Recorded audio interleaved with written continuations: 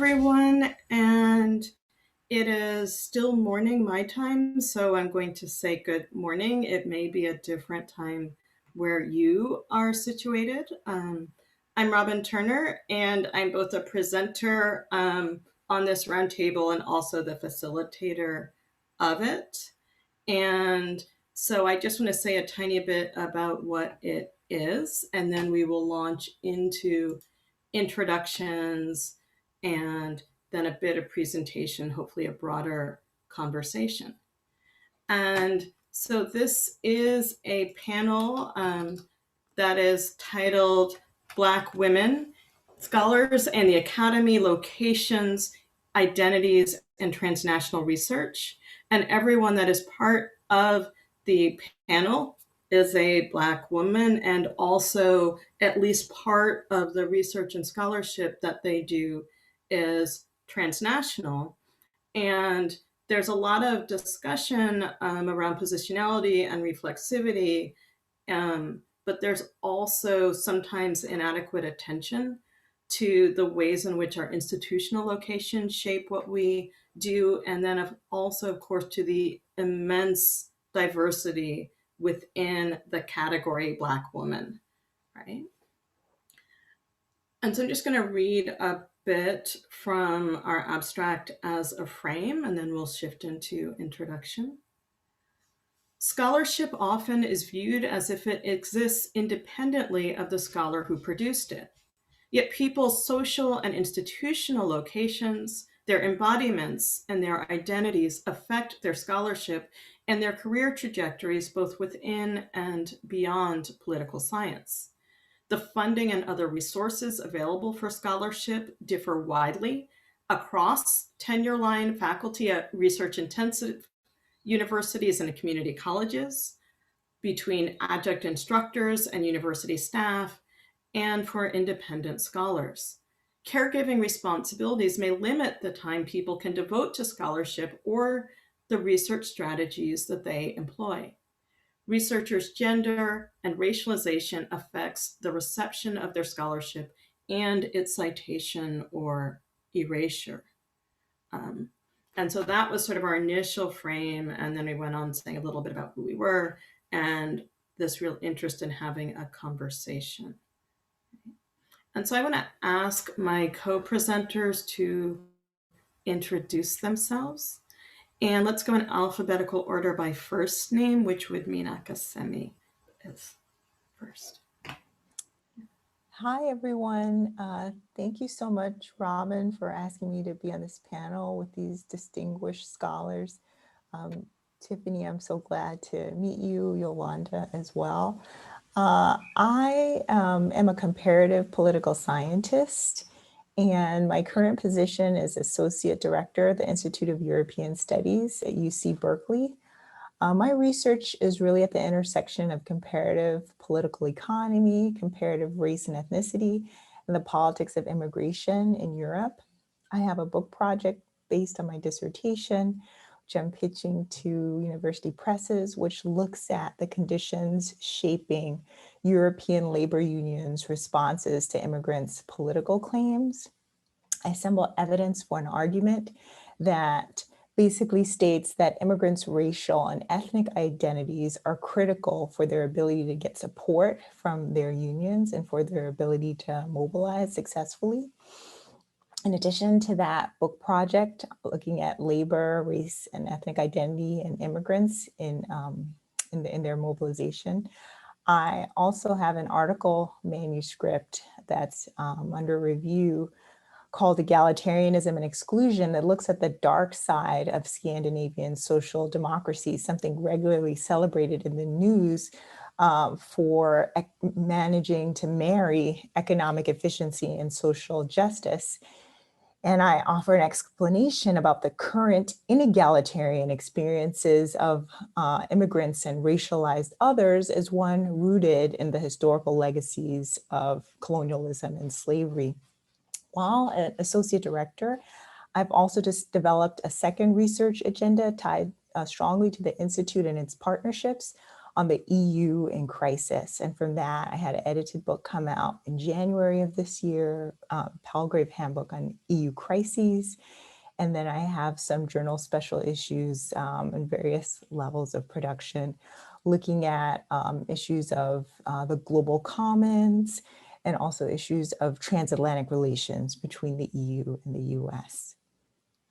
In terms of my, is that enough, Robin, or can I talk a little bit about my positionality and as well? So if you could just say, I think you gave us our title, but just sort of locate that in terms of where it Okay. fits within the academy, and then just say something about your caregiving.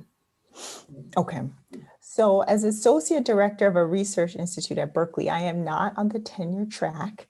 My position is renewable every 2 years based really on kind of, the evaluation of my director, my faculty director of the Institute, who is a tenured professor. That said, as I can see from several other research institutes at Berkeley, people generally are able to stay on in this position as long as they would like, provided they have funding for their position, whether that's raised through grants or endowments, and provided that they have a good working relationship with the faculty director that approves them for renewal. I do not do teaching. If I wanted to do teaching, that would impact my salary. So it's actually very tricky to do teaching. What else can I say about it? There are many things I do enjoy about my job, but one of them is the tension between administrative tasks and forging your own research identity. That also is very much dependent upon whether your faculty director values you as a scholar and supports you in that. And it's also how successful you are in linking your research profile to funding for the institute, institutional funding. So in some ways, I would say I have been able to kind of shape and carve the position to continue and even expand my own interest in research. I haven't really been successful in gaining more teaching experience, which I'm interested in doing. I have learned quite a bit about administration and what it takes to lead an organization. So I'm, very grateful to have had that. But there are several tensions that arise, also being that in a university, really the top dogs, for lack of a better expression, are the tenure track faculty. And so sensing that kind of real status and how that impacts the way faculty interact with me and my counterparts at other research institutes on campus is something I'm always kind of mindful of. And at times I do see, as a roadblock when I'm trying to get something done. I should also mention I have 2 children, and with the pandemic, it has been quite challenging to, Zoom school at home and kind of keep things going and sort of also support my staff with just the various challenges of the pandemic. And then, of course, racist violence that's been in the news all the time. Not that it really ever went away in our lifetimes, but certainly seemed much more prominent as everyone was at home and had nothing to do, or, was kind of overwhelmed by the information about that. And coupling that with, being in a field that is very white and, having the time to kind of look at my own trajectory, look at my own experiences, my own educational trajectory, which has only been in PWIs, kind of having different moments to kind of reassess, what is my role in sort of perpetuating white supremacy as I am doing all this work on European studies, even though it is critical and broadening, has been really challenging at times.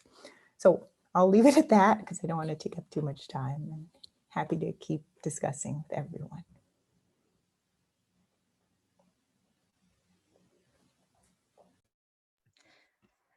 Good morning, everyone. My name is Dr. Tiffany Caesar. I am an African centered independent researcher, public scholar, holistic healer, writer, and fifth grade English teacher at Johnston Hopkins Elementary in New Iberia, Louisiana. My background is in African American and African studies, gender studies, as well as African studies. My research includes South African women and political exile, mothering Black women, WOMXN, and the politics of self care, Africana women in educational leadership, womanism, and Pan Africanism. I am a cultural heritage ambassador at the Nelson Mandela Museum in Umtata, South Africa, and the Hush House Museum in Detroit, Michigan. I created an online series called Black Meditations with Dr. Caesar on Facebook that shares stories of national and international change agents, Black change agents, using their work to heal and build the Black community. The latest episodes are on Black women and self care, with the upcoming episode titled A Pan African Approach to Surviving Systems. I am a sister, teacher mother to 50 predominantly African American children who affectionately call me Miss Dr. Caesar. I am a loud, you can't tell me what to do daughter, constantly challenging my Southern father patriarchal ways with love. And that's a brief intro. If there's anything else you would like me to expand on, please let me know.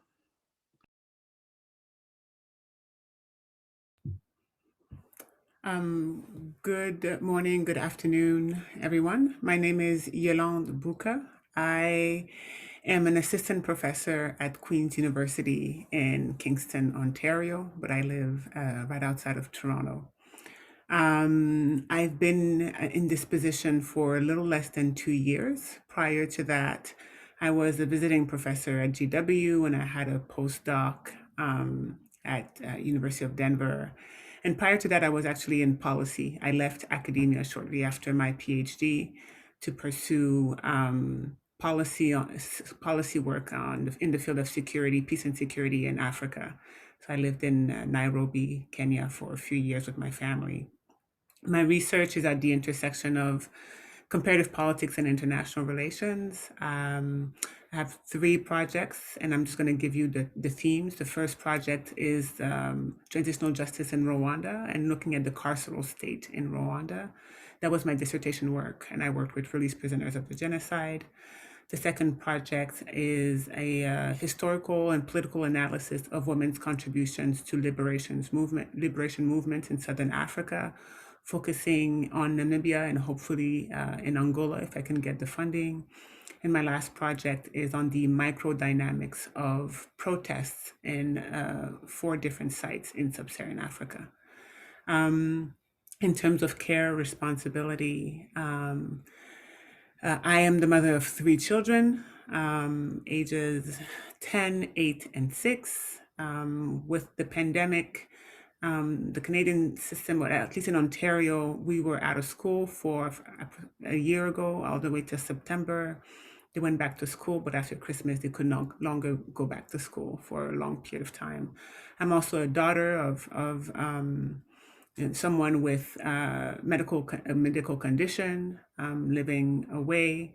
So part of the beginning of the pandemic necessitated me to literally work out with my parents every morning via FaceTime to keep them healthy, keep them busy, but also to keep them indoors until that became a habit that they could pick up on their own. And I'm a sister and I'm a member of the community. So I have caregiving responsibilities, but I also have a lot of people who are taking care of me. And for that, I'm very grateful. Thank you. So thank you. I will now introduce myself in the same way. So my name is Robin Turner, and in terms of my sort of institutional position, I'm an associate professor of political science at Butler University, which is a master's comprehensive teaching focused institution that's private in Indianapolis. And And I'm also chairing our department right now and directing the Peace and Conflict Studies program and doing other service. In terms of my research focuses principally on how public policies shape rural political economies, influence identities, and affect people's behavior in Southern Africa. And really, I'm interested in marginalized people and places, and that has been mostly in what are state recognized traditional communities, as well as in some freehold tenure areas where people were dispossessed and displaced, as occurred across Southern Africa, but where there's no formal recognition of communities in those places. And so I've worked on politics surrounding nature and tourism and property, on, again, politics of identity. And I'm doing work now on women's involvement in traditional leadership in South Africa. And so, in terms of my caregiving responsibilities and roles, I am a daughter and a sister, but I don't, and an aunt, but none of those people live within 500 miles of me. And which has meant that during the pandemic, I've only been able to see my mother and brother and sister-in-law and twin nibblings once. And my brother has principal responsibility for caretaking, when my stepmother is doing most of the caregiving for my father, who's quite elderly. I look after a dog and my partner, but that does mean when we think about the pandemic, I haven't had to Zoom school or do things like that, right? And so this was really just meant to sort of give you a little bit of a sense of who we are and what our present positions are. But I do want to shift over to a bit of an invitation for the Roundtable participants to reflect and to trace a bit of the journey, right? And that may be personal, it may be institutional, it may be scholarly, to where you are now. And some of you have touched on some aspects of this in your introductory comments, but I would invite you to take another 5 to 7 minutes to talk about whatever aspects are most salient for you at this moment. And whomever would like to start this part next is welcome to do so. I can start. Remembering the body in scholarship, not just the text or the research, but the person and or vehicle producing. My body needs rest, time, rejuvenation, or as my scholar sister friend, Dr. Malonis would say, radical self-care and slow work, referencing her latest work, Hey Mama, Dear Sister, Sister Love, Black women's healing and radical self-care through epistolary work. We have to do the slow work of self-care that allows us to truly produce at the level beyond publication. We Black women researchers desire the transcendental space where our souls smile at the work we produce, because it really matters and contributes towards some type of change, even if it's just for ourselves. This slow work is antithetical to neoliberal rhetoric that we work until we drop or preoccupy what Walker calls Black women entrenched in oppressive isms, the mules of the world. We carry everyone's weight with no avail to ourselves. My work seeks to highlight transnational Black women in politics, creating African-centered institutions, ACIs, and my work hopes to reveal their vulnerability and struggle of trying to do it all while taking care of self, the self that at times has been stretched thin. My current scholarship mirrors the work of the women I study, specifically in my last two publications, one on Phyllis Dendala, a political exile from South Africa, who lived in Detroit, Michigan for almost 10 years as an anti-apartheid and civil rights activist writer, and McKinney Tumaini, who repatriated to Cameroon and created several African-centered schools in Africa to help decolonize the curriculum and contribute to the African Renaissance. In the creation of books and institutions for the liberation of Black people, I am reminded through their story of the slow work they had to do in order to manifest these jewels for the Black world.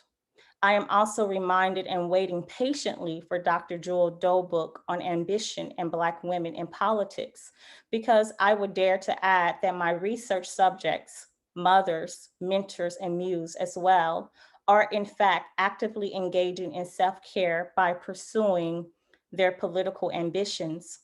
Both educators, both cross-continental women, African women, both mothers mothering beyond their own circumference to nurture Black radical movements. I wrote both articles in very difficult times in my life where I struggled financially, emotionally, spiritually, and physically. And yet the common thread were Black women who covered and or encouraged me to pursue when my words were the only things that satiated my hunger.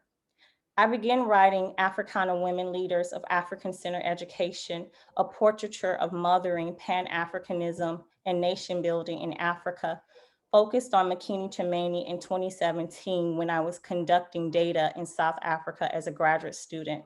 My advisor at the time, Dr. Rita Kiki Ndozi, reached out to me and offered me an opportunity to submit the chapter in the upcoming anthology, New Frontiers in the Study of the Global African Diaspora Between Uncharted Themes and Alternative Representations, later published in 2018.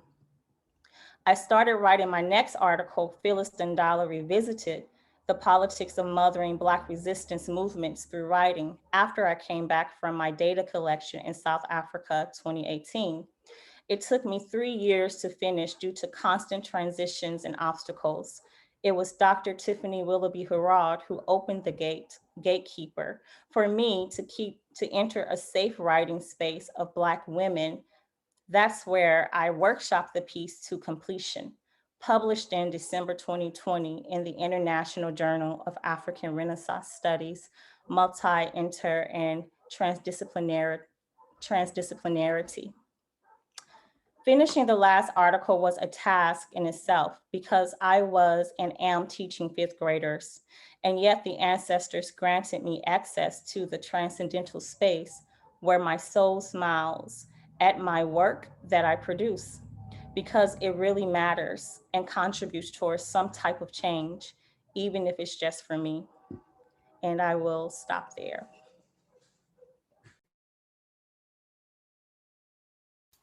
So thank you. Again, I'm going to open the floor to our presenters to see if you're called to go next.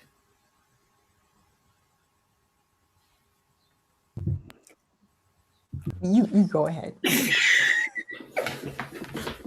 That's usually how it goes, yeah. So in terms of my journey, I don't, first of all, I think I would say I never thought that I'd be where I am, for a variety of reasons. First, because my parents wanted me to be a doctor. My parents are from Togo, West Africa, and my father was, you know, didn't really care what I did, but he wanted it to be something great. But my mother was very convinced that I should be a doctor, a medical doctor. And I spent most of my youth studying chemistry, physics, biology in order for me to qualify to enter pre-med in Quebec, what we call preparatory school between secondary school and university, called Cégep. And I am French speaking, and so that's what I did. And but I really just loved reading. I loved reading and writing fiction and poems And there are various critical junctures in my life as a youth, but also as a young adult, that have kind of shaped my trajectory. If I had done what I really wanted to do, which was writing, I would have kept writing probably through my studies. But unfortunately, at one point in, I think it was my senior year in high school, I was accused of plagiarism. Of I wrote a story. I was very excited about my story. I wrote it, rewrote it, redrafted it for weeks, and you had to read it in front of the class. And I wanted to be a bit extra. I memorized my story. Back in the 1990s, I created a soundtrack to my story, recorded animals and wind and timed myself. And I was very excited about the story. I had props. I made a tombstone because the monologue was over the tombstone of a loved one. And when I finished my performance, I was accused of plagiarism. The person said that she had shared my story with a journalist in Quebec who had said that somebody like me could not have possibly written this piece. And that my parent intervened, obviously, because they had the multiple drafts of the story and so forth. But that pushed me away from writing, and I stopped writing, and I just focused on chemistry and science until I decided that that's not what I wanted to do. Took a year off, and then went to work, and then went back into political science, international relations, because I had a passion for that as well.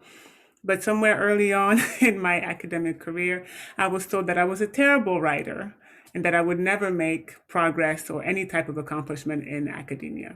So some of these traumatic experiences definitely shaped my trajectory and the types of decisions that I made very early on in my academic career. I never thought I'd be an academic, also because my dad was an academic, at least for a short period of time. He got a PhD. And the reason why we came to Canada in the 1980s was because he had a postdoc in Quebec City. But his postdoc project was stolen by his advisors. It was at the height of the nationalist movement in Quebec. Black people were not welcomed, and they did get away with stealing his project. He moved away from the city, and we moved in a very rural area where racism in the academy pushed him away. So for me, academia was always perceived, or knowledge production or writing was always a site of violence. So when I eventually finished with my PhD, where I really stumbled into the master's and stumbled into the PhD, the objective was always to go to policy, to do the real thing and not deal with people who think that they're producing knowledge better than anybody else.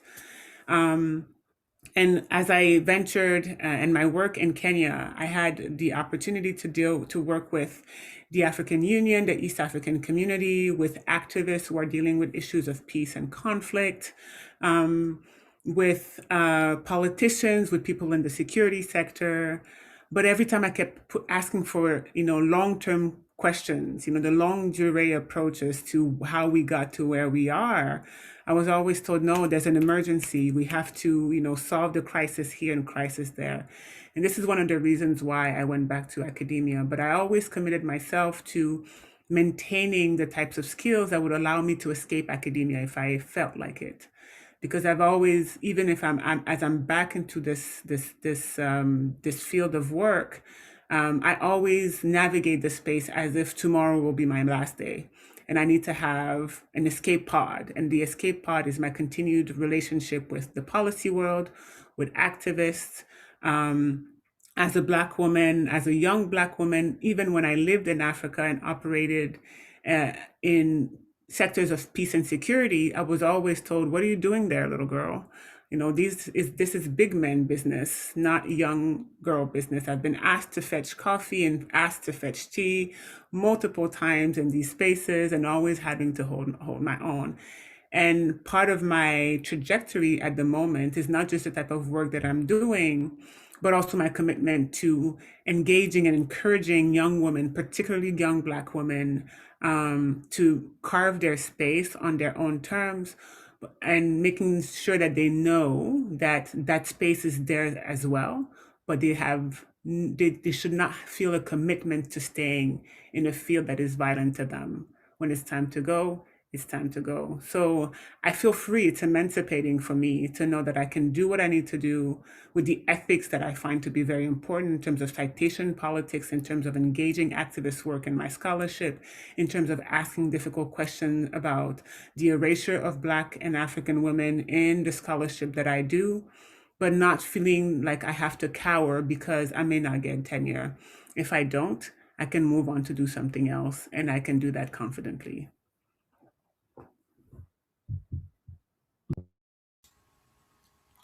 So thank you. I know, Akasemi, you and Yolande were sort of going back and forth about who would be next. I'll invite you to speak next. Well, let me say I'm so honored to just hear your experiences, Tiffany and Yolande, and a lot of what you say really resonates with me, although I have also had some very different experiences.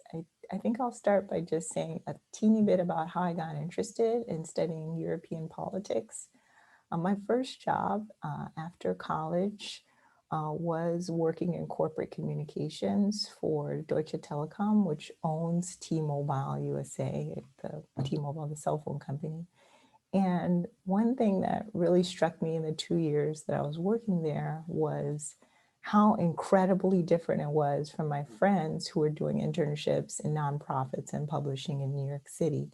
So I had healthcare, I had dental, I had a free apartment, I had subsidized transportation, and I just thought, wow, this is incredible. That is not what it was a paid internship, I should mention. That's not what a lot of my friends were experiencing. And I wanted to know why. And I also wanted to know if I was having a unique experience because I went to an Ivy League university and I was an American. And so that was something I was aware of as soon as I started working in Germany, was my positionality in that being American was somehow seen as positive in Europe, and even a Black American, and that I felt American more in Europe than I'd ever really felt in the United States. But at the same time, recognizing that, could it be that good for kind of Muslim immigrants who are living in Germany, Turkish immigrants, other Black people who live there and who may or may not have a migration background or heritage. And so I really wanted to understand if they were having this experience. And this led me to do a master's in political science at UNC Chapel Hill, where I explored these questions of kind of empowerment among immigrants and racialized others in Germany. And this also led me to do a PhD. Now, I should say that there's very much a reputation, I think, in comparative politics that the people who are looking at questions of welfare provision are super progressive, and that a lot of the literature really is about upholding Scandinavia. Like, how is it that other countries in Europe, basically countries among the advanced industrialized countries, which basically means kind of former settler societies and Europe, why are they so generous in doing universal health care and taking care of moms and providing all these payments for its citizens, and the US is this outlier? Well, Scandinavia should be the model. So there's really this ethos and kind of reputation of it being very progressive. And perhaps naively, I held on in one hand to this idea that I would be able to not only do research examining whether these societies were truly as just when it came to immigrants. Not only would I be able to do that research, but that I would belong and that I would be included. And I can say that my trajectory from the beginning, when I first came to Germany and worked till now, has really been one with just like jolting dissonance of realizing, oh my goodness, this is so racist. And, having to kind of hold on to, well, I could still contribute. I could still do something, I can still connect with people who care about the empowerment of racialized others, and push forward. Because if I had ever kind of settled in that fact of how closed my subdiscipline is, I would have just given up. And so that I think really combines sort of institutional, scholarly, personal challenge that I faced because it manifested itself in so many ways. I mean, the first being that when I was in college, I think Columbia was 8, 9, 10% African American. And I thought I would at least see that percent everywhere I went. And what I've experienced is that it's shrinking the whole time. I have to do so much work, which I'm glad to do, but to find the other Black people, find the other scholars of color. And that has been so, it's joyful when I am able to do, when I do find them, and also allies who value kind of decolonization and addressing racism at every level of the academy, not just research, topic. But it is also daunting to realize that it's getting harder, the further I go in my career. And I did not think, I'm fortunate and grateful and humbled and empowered to be leading a research institute, but it is not what I set out to do. I set out to be a tenure track professor at a, for lack of a better word, highly ranked PWI. And that's what I set out to do. And I did not land there. And again, as I could say, for example, I remember I took a course where we were looking at, Marx, Polanyi, Adam Smith. And I remember bringing up, well, what about slavery? Didn't that matter? What about colonialism and development?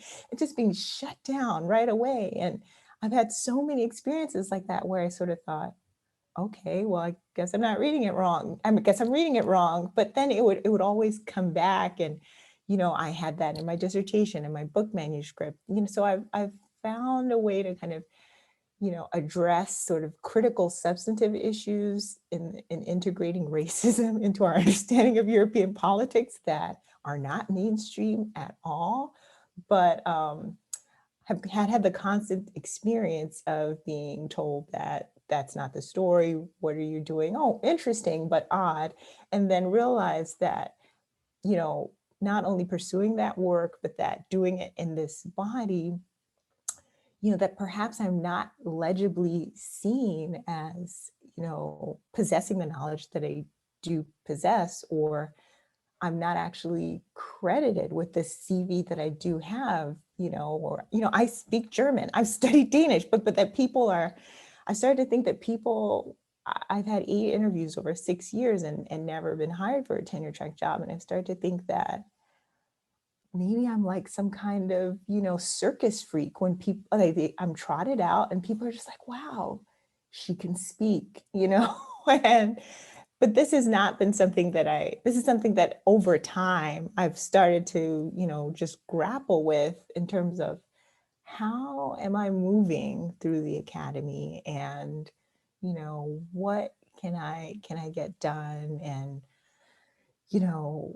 how different my experience is from basically a typical white male who I believe, if they were looking at labor and immigrants, would probably have had a very different outcome. And indeed, my friends who are white and Asian have said, I can't believe you're not doing this. I didn't prepare a job talk. You did it 3 times, I didn't have any publications, it doesn't seem to matter that you get more than more. So I just want to end with, I think I'm so glad that I got to meet Robin. Full disclosure, we went to grad school together, and she was such a role model to me and friends. And, I've been fortunate to find people like that, but also in my current role, topics and approaches that my subfield marginalized. Because my role is interdisciplinary, I've been able to meet and indeed put forward scholars of color, Black scholars who are taking these critical perspectives in other fields. So history, English, comparative literature, geography. And I just feel so fortunate because I think in retrospect, if I had you know, landed in a tenure track position, I would have been so isolated in the field of comparative political economy, where basically no one looking at these questions. You know, I would only in, I guess, African American studies or comparative literature or ethnic studies are people even grappling with these. So I'll just stop there, but that was what I wanted to share.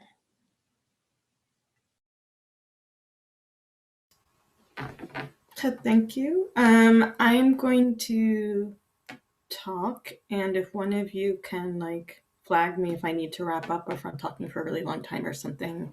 And then after that, I want to just open it up so that we can have an actual conversation that includes everyone who is present. But I guess I will say to start that a lot of what people have said resonates with my own experience, but then also in thinking some about what Yolande said in terms of parental expectations. Both of my parents are first generation, and in terms of college and university. And my mom got a master's, my dad did part of one, and they experienced the sort of class mobility thing where you become like a middle class Black person in the US, but you don't actually have that much wealth and stuff. And that shaped their expectations for me and for my siblings and for many of my cousins, in that the desire, I think, for us was to pursue a recognizable profession that was meant to produce something stable, right? And so for me, because I was okay with math and science and stuff, I was initially pushed towards engineering and computer science and things like that. My dad kept trying to get me to take a marketing course or to go do corporate things. And it's just like, okay, there's a real dissonance here, right? Because they want stability, but then also, in addition to the schooling that I was sort of having in K-12, I was getting some exposure to some of the stuff that Tiffany is talking about, like talked about early on, in terms of the sort of Africana perspectives, education around things that are not included, around slavery, around colonialism, around African histories that are far more expansive and interesting than what would be presented, you know, when you just hear there was Egypt and there was slavery. And also these same things in the US. And it's like, well, okay, if you're telling me this stuff about the world and the past and about how the US is really structurally violent in all sorts of ways, and then saying, go do a standard corporate job, this doesn't actually work, right? And so when I went to university, I started out engineering and public policy. Public policy was always interesting. Engineering was real boring. And so eventually I left, and I was fortunate in that in public policy, I had some professors that were interested in histories of activism and radicalism and sort of things beyond your sort of standard public policy curriculum. And so that sort of work led me into doing some nonprofit work in the southeastern US, which was really interesting, but also it was clear to me that the philanthropic space was funky. And thinking about what Akasemi was saying, the conditions of existence for doing nonprofit work that isn't the mainstream nonprofit work are also not very good. And I think it was a year or two after I finished undergrad that Lisa Sullivan passed away, who had started the Black Student Leadership Network, had been a protege of Miriam Wright Edelman, who started the Children's Defense Fund. And so it became real clear to me how people who are super valued, who are doing impactful work that is really making a difference for people, can easily be just sort of led to early death, right? Because of the mule, because of the expectation that we will look after everyone else. And so then that made me want to always make sure that I actually had the ability to live at minimum and live in a way that was interesting and worked for me. And I got the opportunity to go study abroad and live in South Africa, in Cape Town, which is an interesting, weird place. But while I was there, a South African born, basically American academic suggested pursuing a PhD. And that seemed like it might be a way to do work I was interested in without being in the corporate space or in the international development space. And so then I ended up doing that, going to Cal, which is where I met Akasemi, which is good for comparative. I am a comparativist, but also really funky and conservative in odd ways and really anti-Black. And then I had the good fortune of when I was doing, when I went on the job market, and I was fortunate I landed the first time, to come into a department that, although it has many of its own challenges, had another Black woman, Terry Gitt, who's right here, who hired me. And it meant that for some things I wasn't alone, right? And I think that probably accounts for part of why I've stayed in the academy instead of going somewhere else. So I am going to stop talking and just really invite people to join in and share as they wish. But yeah, I think there are a lot of common themes. And everyone can see each other, so you can just unmute yourself if you have a thing to say. So.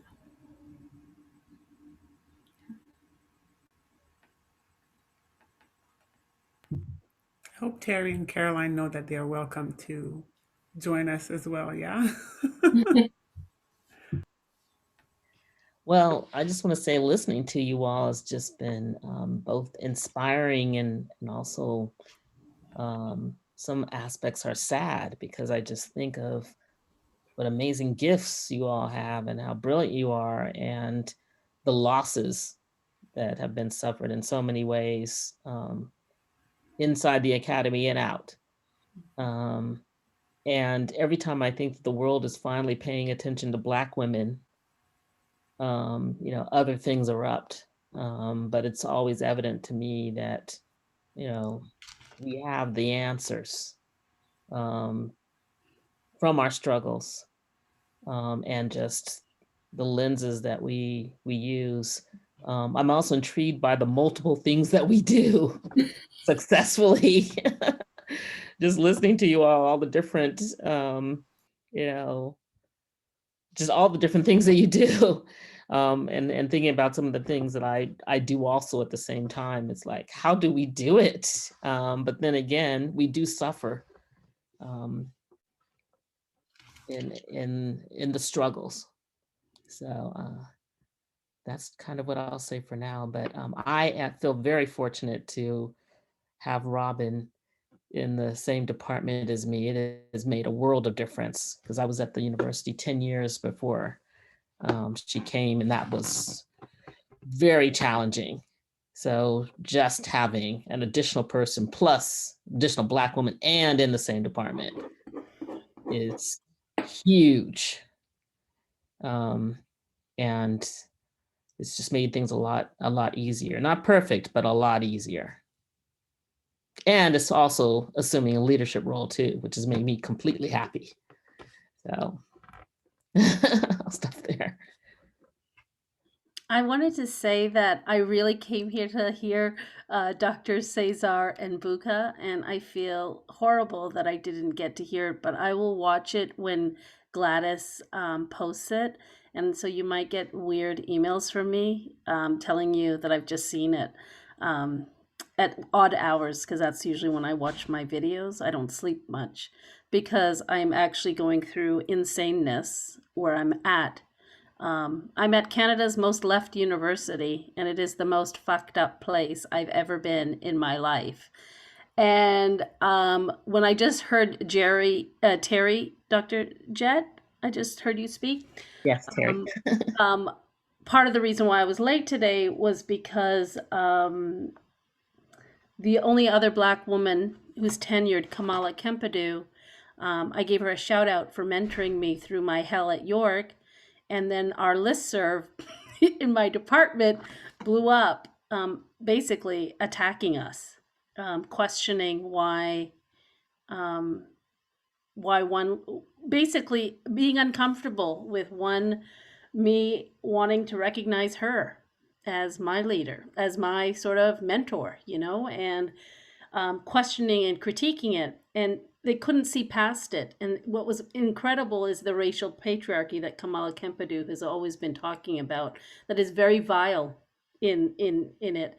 And we feel pretty oppressed as especially diasporic Black women at the university. There are lots of international Black folk coming in, but we've had to grow up in the Canadian environment, and it has been horrific to us. And I think some people don't quite get it. So there is a racial patriarchy that is really vile. Anyways, it's been my life there for 9 years. But sometimes you have to legal up for people to actually respect you. And so I know I give part of my paycheck every every month to one of the best lawyers in Canada because I can't deal with the insanity anymore. It's just ridiculous. And I'm tenured, and I've been tenured for 5 fucking years, and it's just, oh my God, this is being taped and everyone's going to hear me swear. But yeah, it's just been enough, and I just can't take it anymore. It's painful.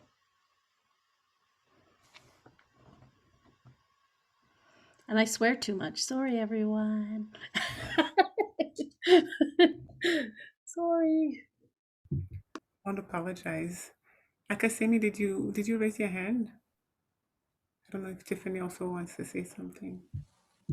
Well, I just wanted to know what everyone's views on, encouraging Black students to pursue PhDs, students of color, women of color, because that's something I find myself really struggling with.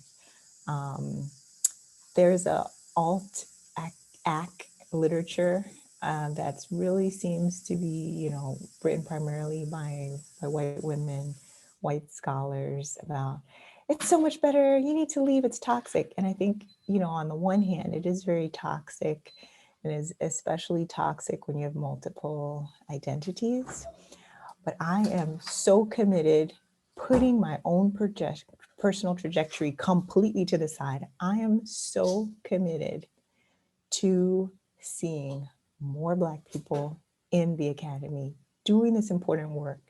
It is truly my passion and at my heart that, for example, in my field, that people are looking at this. Like, colonialism should be a big deal. It was a big deal. It is still impacting us to this minute. And we need scholars of color to do that work, and they should have the freedom to do it. But when they cannot get hired, how can I tell them to go through the arduous process that it is of getting a PhD when it's up to these departments who will vote and people will smile in your face and they will not hire you? They will not hire you because what you're saying makes them uncomfortable. And so I'm struggling with this. Some ways I come to a compromise because I know that fellowships, we give 30 plus fellowships a year. I can advertise for that. I can, write grants addressing specifically these issues. So even if students don't go into the academy, let them at least be well paid while they're studying. Let these students of color be well paid and not worrying about their financial difficulties. So I can put that energy into that. But it's just a real challenge for me. And the other thing I related to that is, I had to tell some of my friends, I just can't, please stop emailing me and texting me because, I cannot read these texts where it's like, oh, we're just hiring 3 white guys in our department. And, we offered to this one Black woman, but she's not going to come, talking about it like it's her fault that she's not coming, and I'm just like, you know what? I can't deal with these emails and texts about, perpetuating this racial inequality. And I can't deal with it. I can't deal with it anymore. So it's kind of a lot I'm saying there, but yes, supporting students to actually pursue this work, and also dealing with people who think they're allies and yet are perpetuating it by talking to you about it's just moving on. People getting hired are not, they're not racial minorities, they're not women of color, but they're just moving forward with it and telling you that. How do you deal with that? I would like to respond to that. But I would like to first kind of, I guess, address some of the things that you all said, and just kind of co-sign before I give my the perspective of that question. Do we encourage, Black students to get a PhD? I wanted to kind of say that I agree with you. Um, when you discussed earlier this idea of landing and having challenges landing in traditional roles. And I also feel the same in my own background because I have an interdisciplinary background. I look at African-centered education. I look at gender, I look at politics, I look at culture, cultural heritage. And finding that it's really hard to package me, and or I'm used for a project and then thrown away. And so that goes back to what Yolande was talking about, carving out a space in multiple areas so that, if that space no longer needs you, right, that you have another space to go to. Even in grad school, when I was working in cultural heritage, I'm helping, the university get like grants and things based on my own ideals. When they got more money, somehow I was, wrote out on those particular resources, right? And so I would describe myself as a trailblazer in these particular spaces. They will use me for my ideals when it comes to diversity and creating dialogue and creating, programs surrounding Black women, diversity, and things of that nature. But once it's over, it's like, okay, we have your information, we have the basis of it, and now we are ready to remove you from the space, right? Versus nurturing you and taking that person with the project. And then also just feeling the same as Robin as being a first generational college student, but in the sense that I'm first generational as I am the first person in my immediate family to get a degree, then get a master's, and then get a PhD. So in that sense of my family, when they went to college, they got the traditional nurse, teaching. And so even when I got my BA in English, I was like, I'm not teaching, but I am teaching. I always find myself in teaching roles. But being a first generational Black college student and navigating those space, and then trying to explain to your family like, hey, I'm getting an interdisciplinary study in African studies, and them not understanding like what can you practically do with that. So going to the question of what Akasemi is asking concerning, PhD in political science, PhD in the social science spaces in which we all know that are traumatizing, right?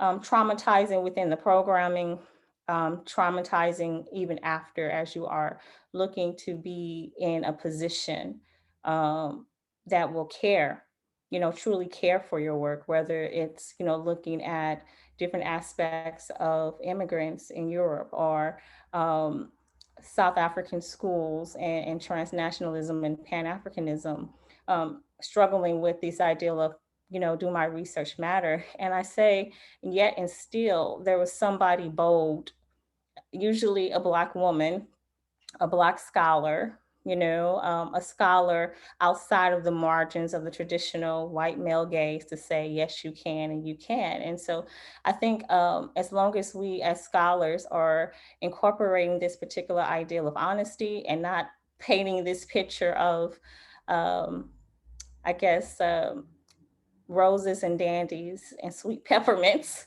then we should encourage them with a realistic outlook that you're going to have to hustle, like Yolande said, and make sure you have spaces, that you have your foot in different spaces.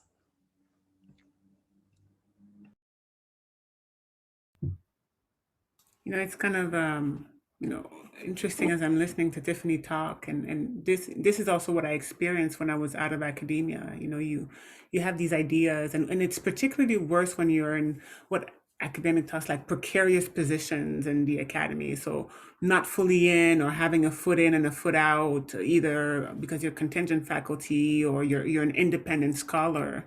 The ability that people have to kind of steal your intellectual property, right? And this is something that I encounter a lot, not always myself, though it's happened to me even very recently, but to scholars in the global South, scholars who are based in Africa, who collaborate with scholars, particularly white scholars in North America and Europe, and say, we need you to gather the data. We like your concept. We'd like to develop it into a project, but institutionally, the links and the accountability goes between these actual established scholars and their institutions.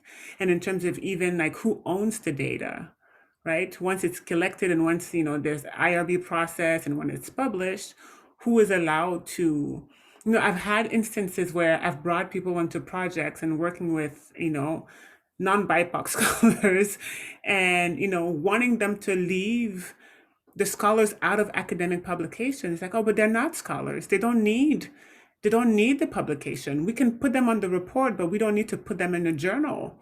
And even the conversation, like the blog, the conversation refuses to publish people who don't have official university affiliations, right? So when I've co-authored with activists, they approach me for publications, like to write up a blog about our research. They say, well, we can put your name as the author and we can footnote your activist collaborator. And I said, and multiple times the conversation has done that. 3 times they've approached us for about the same research, and 3 times we've told them, unless our collaborator can be an author who's contributed to the intellectual framing of our research, to the analysis, then we will not publish there. But even, when I think about Akasemi talking about the institutions, like the structures that perpetuate these types of power imbalances, even when people are not deliberately trying to exclude you on their project, the structures will work in a way that people who decide not to stay in the academy, or people who have a foot in and a foot out, are vulnerable. Their intellectual property can at any time be taken away from them if they don't have the community of people who surround them, which leads me to say my last thing. I encourage Black people to enter the academy, not because I want them to suffer like me, but because it was suffering in many instances, but because I think that maybe we've developed better ways to build community amongst ourselves.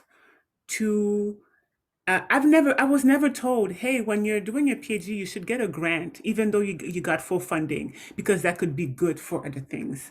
This type of guidance and this type of protection, the type of sponsor, not just mentors, sponsors, at least like the thing that I've seen recently is Black scholars, particularly Black women scholars, and we can talk about the gender dimension of that as well later, have taken it upon themselves, to their sometimes detriment of their health, the sponsorship of emerging Black scholars, and that gives me hope.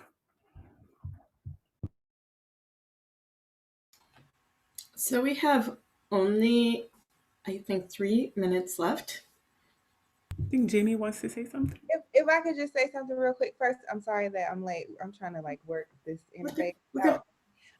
But I am a student still This is my third year. I'm at Clark Atlanta University in political science.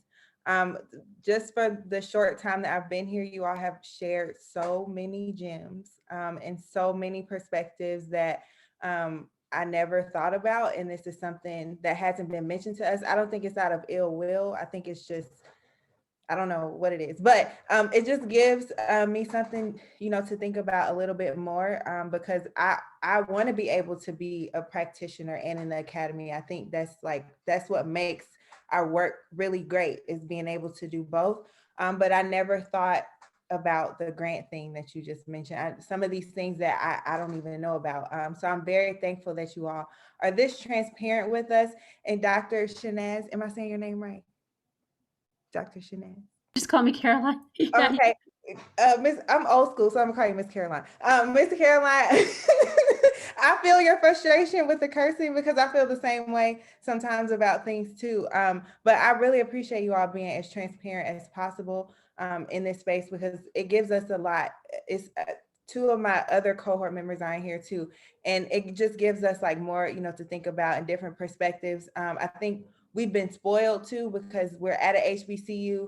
And so we don't always have to navigate the spaces of white people and like whiteness all the time. But they're, when we leave the institution, these are things that we should be cognizant of and aware of. And I'll be honest, like listening to you all, it's like almost like a slap in the face because again, like we haven't thought about these things. So I really appreciate it. And that's all I have. Well, thank you. And thank you for sharing your perspective. I just want to say a couple things as we wrap up. One, I want to sort of co-sign the yes, bring people in, but be real honest with them about what they're confronting.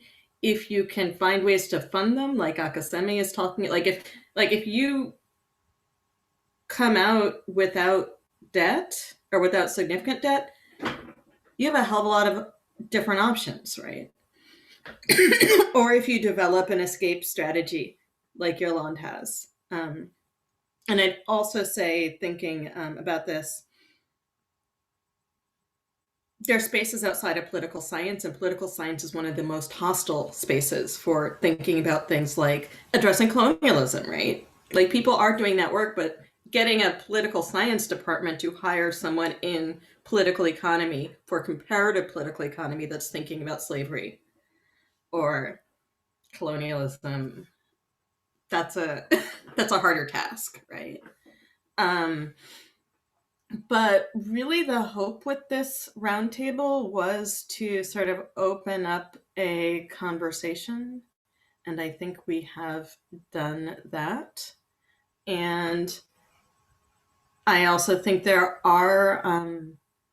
more happening with people. I mean, people have always, I think Black women tend to be community builders, or there's a lot of us who are. But I think there's been more intentional mentorship, sponsorship, creation of spaces that's been happening. And so hopefully this is just sort of one step in that. So, and I will note, for those of you who are not aware, I think most of you do know, but Nadia Brown and India Lanier created the Sister Scholars Network, which meets once a month, actually this afternoon. Sorry, I don't know what's this, please. So this is a virtual Zoom thing. It's about a year going on, but it's for BIPOC non-males. And so women, non-binary, trans, but just not a white man. And it's a sort of space to come together and share knowledge, experiences, and I think it can be sustaining.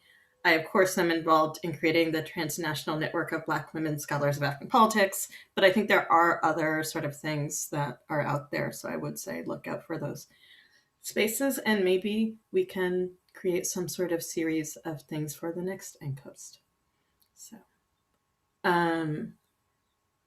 does one of you have the link that's done this before? Okay, Yolande, if you can drop it in. And also Tiffany, I don't know if you have a link. You talked about the wellness work that you are doing, where you have another one dropping really soon, or just did, if you can put that link in the chat before we wrap, that would be lovely. So, but thank you all.